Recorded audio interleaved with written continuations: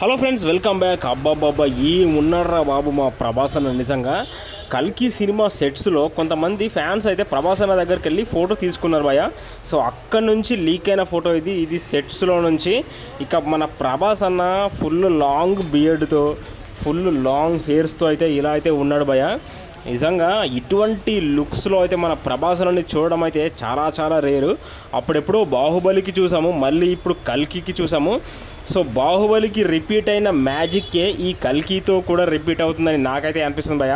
నిజంగా వేరే లెవెల్లో అయితే ఉన్నాడు ఆ లాంగ్ హెయిర్తో. నిజంగా అసలు ఆ కల్కి అవతారం, ఆ పూర్తి విశ్వరూపం అన్నది ఊహించుకుంటేనే నిజంగా రోమాలను నిక్కబడుచుకుంటున్నాయి.